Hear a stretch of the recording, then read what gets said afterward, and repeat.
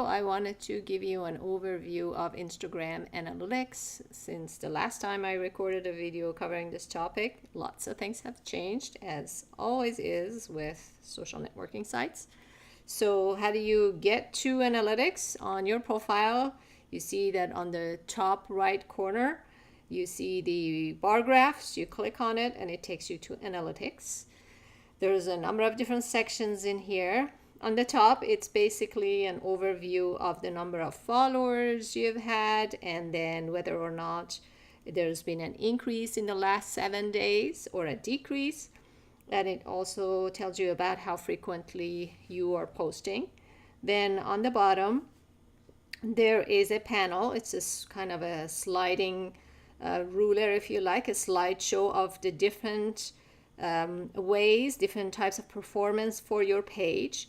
This is impressions, reach, profile views, website clicks, and if anybody had clicked on the call to actions on your profile, it would have also shown, and it also gives you whether or not these type of actions have been decreased or increased in the last 7 days or whatever period that you choose to view your information.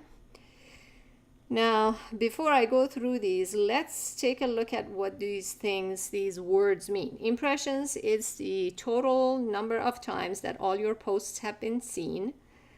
Reach is the number of unique accounts that have seen any of your posts. So to me, reach is more important because it's unique. It doesn't record the repeat visits and things like that.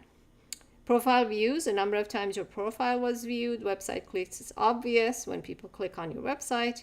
And followers, average times your followers are on Instagram on a typical day. And I will show you that portion of the analytics. It is so important. So we looked at this part. Now we're going to go to followers. And in order to see more, click on the see more. On the top, it tells you how many followers you have and whether or not the numbers have changed.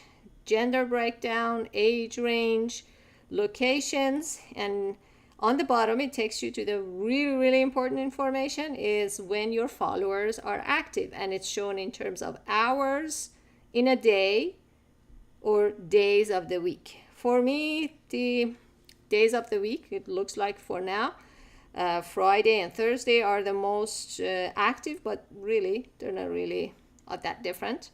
When we go to hours, you see that my followers are active mostly during, let's say, a working day. Super early or super late, they're not really active. So probably I should be focusing my posting time around, let's say, between 9 a.m. to 3 p.m. or something like that. Okay, so let's see, let's go back. And then on the bottom, it shows you performance of your posts. So it ranks your posts based on their performance. So, and you can see that you can choose between seeing photos, videos, or just carousel posts. You can choose the type of data you want to see saved. This tells you whether or not anybody saved the content that you shared based on number of comments, number of likes, level of engagement, reach, and impressions. And you can choose the time period. I'm going to use 7 days, and we are going to look at all of them. So it'll kind of applies that filter, and it shows that, let's say, it orders them in terms of the descending order of whatever data you want to look at. So this is impressions. Let's take a look at, let's say, likes, and we apply. So this one, the one on the top left corner, in the past 7 days has gotten the most likes. And this type of data is important because it tells you, well, what is working best for you. You also get analytics about your stories. Again, it ranks it based on level of impressions, reach, taps forward. So the ones that have the highest number of taps forward are the ones that are the most boring. The ones that have taps back are the ones that captures the interest of your followers, so they want to watch it again.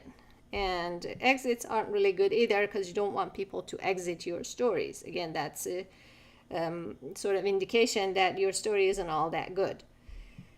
Replies is when they send you a message, and swipe away is when they kind of don't watch it till the until they don't just watch your story, they just go to the next story that someone else is watching. So to me, the looking at the negative ways in the way people interact with your posts can tell you a lot more than the positive way that they interact. So let's say in the past 14 days, how many exits I've had. Moment of truth. So let's see. 5. So this one has had 0 because it's new. So exits, the ones that have had the most exit, let's see, it's this one. So I'm going to review them and see which ones have had the most exit, and I'm going to be careful about the type of stories that I produce. And there's nothing to see on the bottom in the promotions, because I haven't promoted anything, meaning that I haven't paid Instagram to show anything. So that's it for analytics.